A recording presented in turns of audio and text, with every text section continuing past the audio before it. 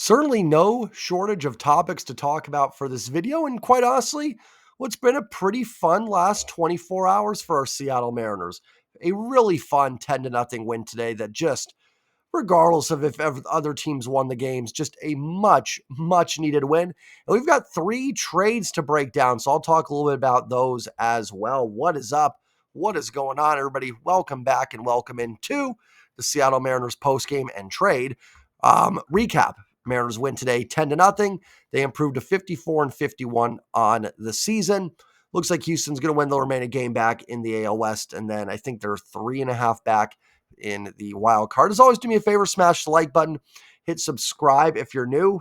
I'm getting closer. We're about 150, I think, subs away from 4,000. So getting closer. Thank you to everybody that subbed. After the last video, after the last post game, it was a tough one. Tough loss, but I do appreciate all the support, and comment your thoughts down below. So first, let's talk about some of the roster moves. Obviously, nothing today with the new guys or guys going away, but tomorrow we should have a lot of things sorted out. Did a short on it last night. Just couldn't make a long form video on it. It happened too late. I have to get up early for work, so I just wasn't able to do it. But the Mariners have acquired Randy Arozarena from the Tampa Bay Rays in exchange for outfield prospect Aiden Smith and pitching prospect Brody Hopkins. I really like that deal. I've been kind of down recently with the team. Saw my last post-game video. I still stand by all that stuff. Nothing's changed. You don't, a couple trades and 1 W over the White Sox doesn't change anything. But this team's been playing so poor, it was hard to get excited. It was hard for me to sit there and go, all right, I can't wait for a move. And I kind of said at the end of it, once the trades happen, I'll just evaluate them as they come. And I like this move for the Seattle Mariners. One, you have Arozarena for this year and the next 2 years. So it's not just a rental. You're getting a really good ball player for the next 3 years. Now, nothing's guaranteed. We've seen good hitters come here and struggle. So sure, there's a chance Arozarena isn't good, but you can't not try just because of that either. I do give the front office credit for trying here and going out and buying and going that direction. I think they need more. We'll talk about the Jimmy Garcia addition here as well. I think you got to keep going. And again, it doesn't change my mindset that they don't get in the playoffs. I think changes need to be made. I'm still at that point. Like I said, I'm kind of in results-based analysis now. You got to win. But I do appreciate them going for it, or at least so far, what they've shown, it looks like they're going to go for it.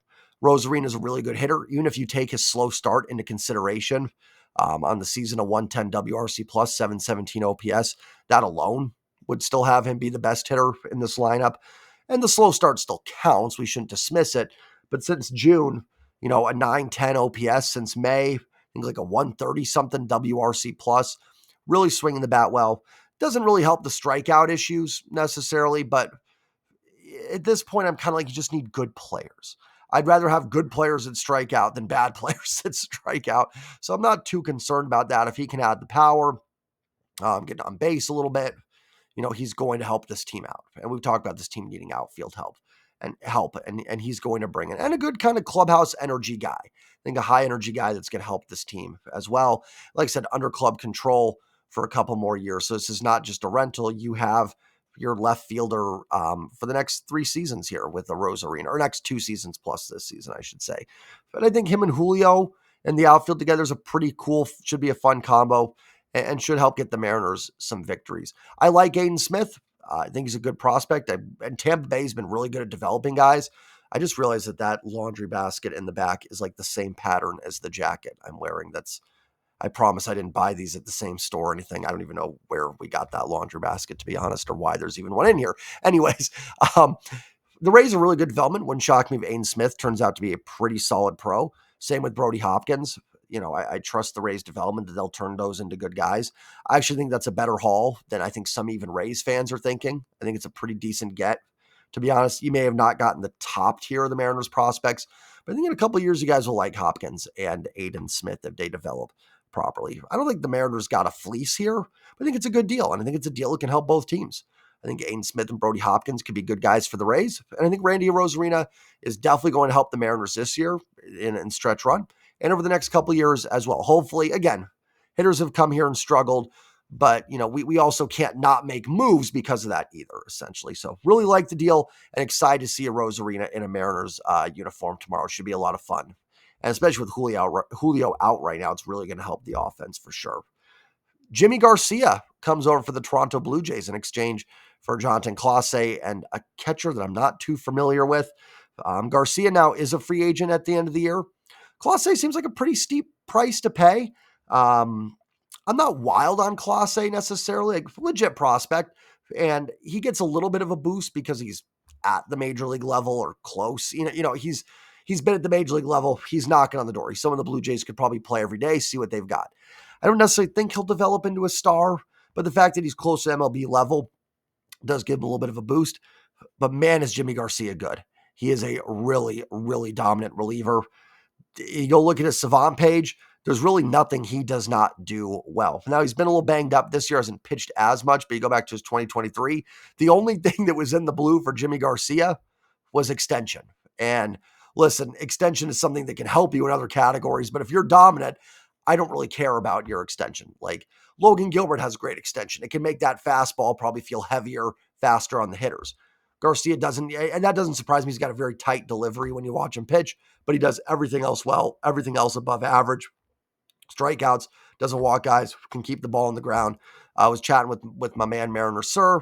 We kind of wonder if Garcia is going to be used more as a little bit in that Matt Brash role. He's going to come in and probably he's going to be the guy they use to put out the fires. And it looks like the Mariners catch a little break here that Gregory Santos looks to be all right. The MRI came back good. It sounds like kind of day to day with him. So now you've kind of got a three-headed monster. If Santos is healthy, Munoz, and now Jimmy Garcia, it's spelled Yimmy. I think it's pronounced Jimmy though. That's pretty solid. That is a really good back end of your bullpen with those three arms. And, the bullpen's been pretty good. It's struggled as of late with the last month, but there's nothing wrong with making a strength a strength. Listen, some of these games we've seen, as bad as the offense has been, I'm not excusing it, but those 6 losses to the Angels, better bullpen performance, maybe you win 2 of them. Doesn't sound like a lot, but if the Mariners had 2 more wins, they'd be 1 game up in the division right now. Again, that doesn't excuse the offense. That's why you add Arozarena, but maybe you close out those games now with Garcia and Santos good and Munoz. So we'll see. Really like it. Garcia is a fantastic reliever.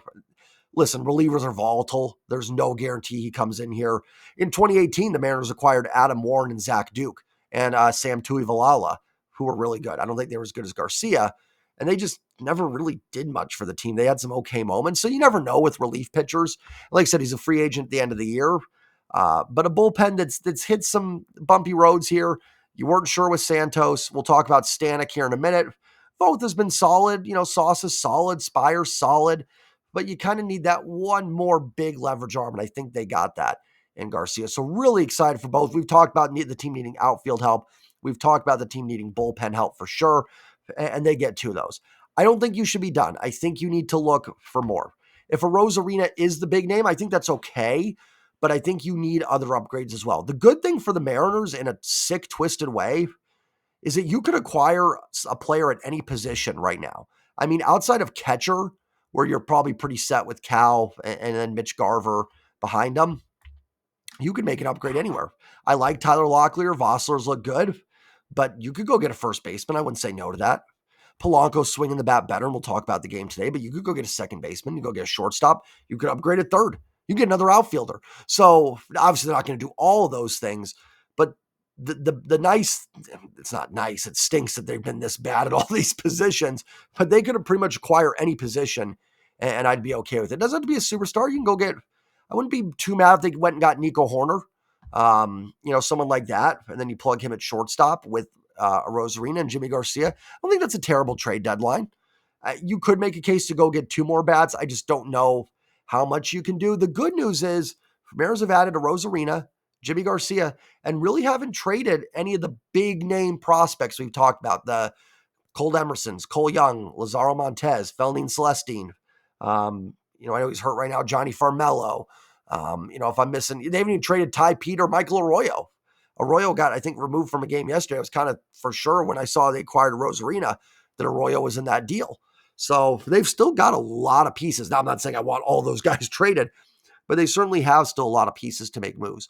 Ryan Stanek was sent to the New York Mets. I actually don't even have up who they got for him. I know some people are saying it was kind of a salary dump move. Listen, I'm sure John Stanton is happy to save the money. I won't put that past Stanton at all.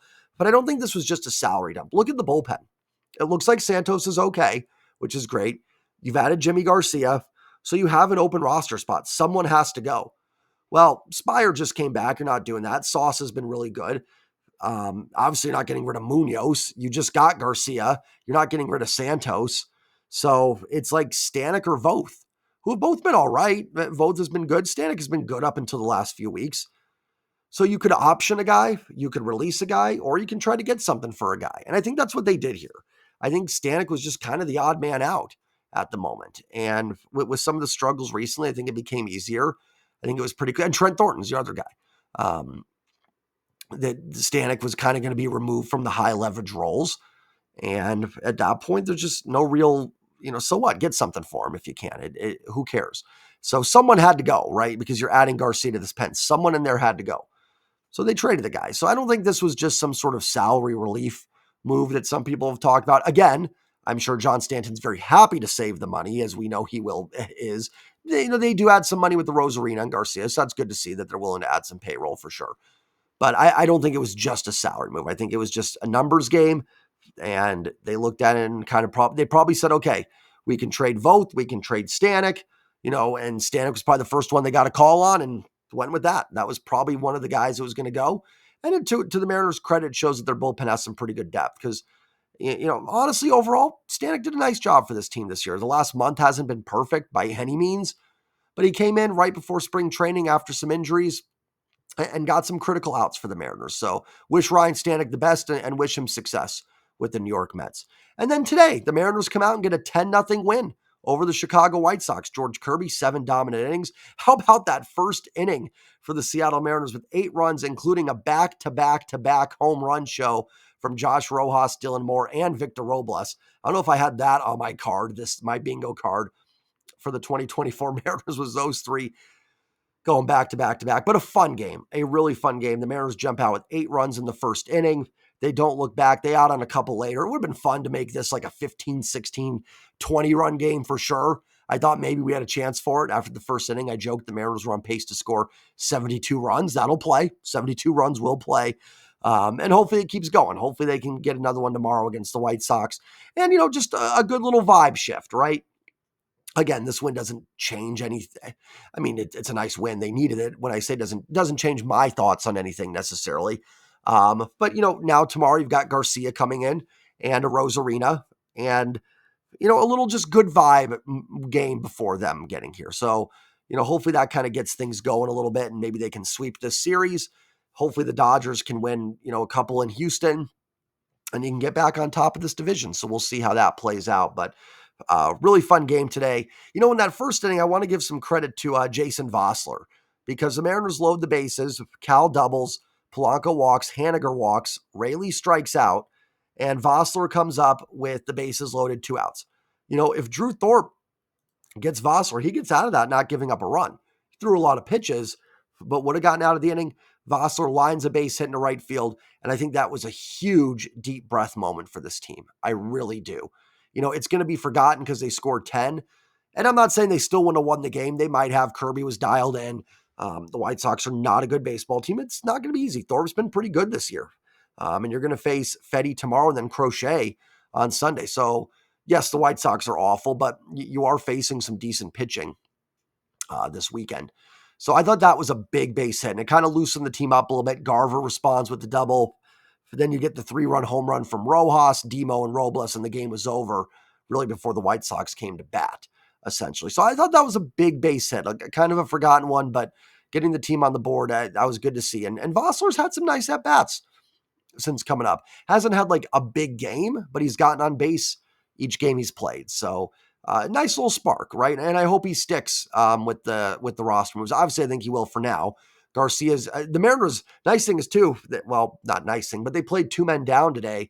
So Garcia just takes Stanek's roster spot, and then Arozarena takes Clase's roster spot. So easy fill in tomorrow as well for those 2 guys. Let's look through the box score, then I will get out of here. George Kirby, 7 innings, 6 hits, 1 walk, 7 strikeouts, proves to 8-7 on the year, 3.03 ERA, George Kirby is second in the American League for FWAR among starting pitchers, only trailing Garrett Crochet, who we'll see on Sunday.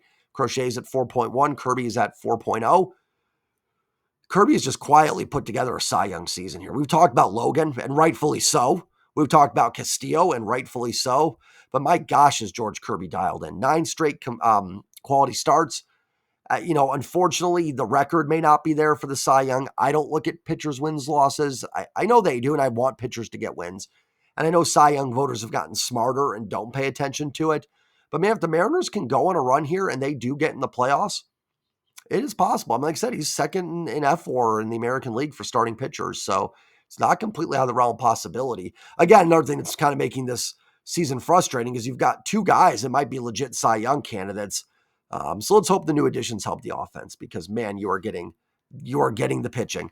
And then Thornton and Spire work scoreless innings. A couple walks in there. Thornton gave a hit, but they get some double plays to end the inning. I was kind of thinking, like, why are we going to Thornton and Spire in 10-0 games? But you look at the bullpen, you got all pretty good arms down there right now. Like I said, you'll add Garcia tomorrow. So it's kind of just who's out there and who can go. So nice job by those guys to finish it off. And an outstanding start for Kirby. It's always tough to judge those starts for starters when your offense just goes ballistic and scores a lot of runs, especially early. Because now Kirby's always a strike thrower. But, you go out there going, okay, like I can't walk guys. Like it's the last thing I can do here is start walking guys all over the place. So good to see Kirby come out and throw strikes and just get quick outs. It's funny. The Mariners, since the start of the Padres series, have, won a game, I think 5 runs. They won by 2. They won by 11. They won by 10 today. They won by, I think, 2 in the Houston game, and a lot of close losses. Their run differential's probably been positive over that run. They just got to get that 1-run win magic back a little bit. Probably they've just gone through a little regression. So that would be nice too, because they're actually winning some blowouts here in the last couple of weeks. Just, don't do what you did against the Angels, where you won the first game as a blowout and then you lost 2 close games to them. So obviously the Angels are better than the White Sox, but that would just make this so frustrating if the team can't respond and loses a couple close games. Let's look at the offense here. Victor Robles, 1 for 3 with a solo home run and a walk. His OPS is up to 814. Good to see him in the leadoff role. Man, has he been impressive. He has been hitting the long ball, second home run, gets on base. He's worked some good at-bats. He's got good speed. He's a good defensive player. It's not the craziest thing that Victor Robles is good. This was a legitimate prospect. In fact, I think he was ranked above Juan Soto in the national system at one point. Don't quote me on that, but he was a top prospect in their system. I mean, sometimes guys are just late bloomers. Sometimes guys just need a chance. Look at that team behind me, the Seahawks with Geno Smith. Okay, Geno's got flaws, but maybe it's just a guy that's never really gotten a chance to play every day, and there's something in there. So I've been so impressed with Victor Robles. So the Mariners do make the playoffs. Man, have we got to throw some praise on Victor Robles because, even right now, subbing in for Julio, and again, I know Julio's not having his best season, but you would still expect a big downgrade going from Julio to whatever's underneath him. And Robles has made that kind of moot, and they still need to find ways to get him at bats, even when Julio gets back and Arozarena arrives. Cade Marlowe was 0 for 1, came in to replace Robles, just I think to get Robles the rest of the night off. Cal Raleigh was 2 for 5 with a double and a single. Jorge Polanco, 1 for 4, 2 runs scored, 2 RBIs and a walk. The hit was a 2-run home run. Polanco's OPS approaching 600. Listen, I will still stand by it. It's great to see them add a bat in Arozarena. I hope they add more. Good to see them add some bullpen help. But still, one of the most important things is the current guys getting going. They could make it case to upgrade every position, but you're not going to do that. Maybe they do 2 more, maybe 1 more is probably more likely. So you're still going to need these guys to get going. And Polanco has still been on an upward trajectory since that road trip in San Diego, and Los Angeles. So hopefully this is, we just need 58 good games from 58 game stretch of good play from Jorge Polanco. So I think they're probably going to keep rolling with him at second base. I don't see them doing something there. I think he's probably shown them enough over the last couple of weeks. I think they're going to feel maybe not comfortable, but I think they're probably going to roll with him. So nice game for Polanco. Haniger was 0 for 4 with a walk. Luke Raley 1 for 5 with a double. Good to see. Raley has really been scuffling. I didn't realize his OPS is down to 690. Still want him getting at bats. I mean, listen, 690 OPS is again probably second on the Mariners. Like I said, even if you get the 717 OPS Randy Arozarena, that should be a big boost to your offense. But you should have Arozarena out there. Julio, when he gets back, then I'm assuming some sort of Haniger Rayleigh platoon. It's weird with Haniger because he's actually hit righties okay this year. In fact, I think he has the second highest WRC plus on the team against righties, does Mitch Haniger. But then he can't hit lefties. It's so bizarre. I don't know. So we'll see what they end up doing there. Jason Vossler, 1-for-5 with the 2 RBI single. Like I said, good to see. Mitch Garver on base 5 times, 3-for-3 with 2 walks. I believe a double and 2 singles. Good to see. Now, listen, Garver's kind of done this to me a lot where he will have a hot streak. And I'm like, okay, we got Mitch Garver going now. And then he'll be like 0-for-27. Here's the thing with Garver. I'm not against getting a DH. Any position you can upgrade, outside of probably catcher and center field, you're going to roll with Cal and Julio. Listen, if you can get upgrades, they're fine, but like they're not going to. That's going to be their guys. I don't have a problem with Garver being your number 2 catcher. Like tonight, he caught and Cal DH'd. And then hitting against lefties occasionally as a DH or something like that. So I don't mind going and getting someone that you think could platoon with Mitch Garver at DH. And then Garver can kind of stick his backup catcher, and he's still going to get at bats. And his value goes up a little bit as a backup catcher, right? That 649 OPS isn't too bad as your number 2 catcher. It's a little rough as your everyday DH, essentially. But like I said, every time Garver shows signs, it seems to kind of dip back down. So hopefully something going here. White Sox help for sure. Josh Rojas, 1-for-5 with a 3-run home run. Again, good to see since May. Rojas has been really dreadful. Still a good glove, but hopefully the bat gets going. Listen, or was it 57 games left? I don't know, whatever it is. Just need some of these guys to get hot. Dylan Moore, 1-for-3 with a solo home run and a walk. And then Rivas didn't get an at-bat. And obviously Dylan Moore's home run was the third. No, it was the second in the back-to-back-to-back in the first. It was Rojas, Demo, and Victor Robles. At least for one day, Mariners baseball is pretty fun. Fun to see them make some moves.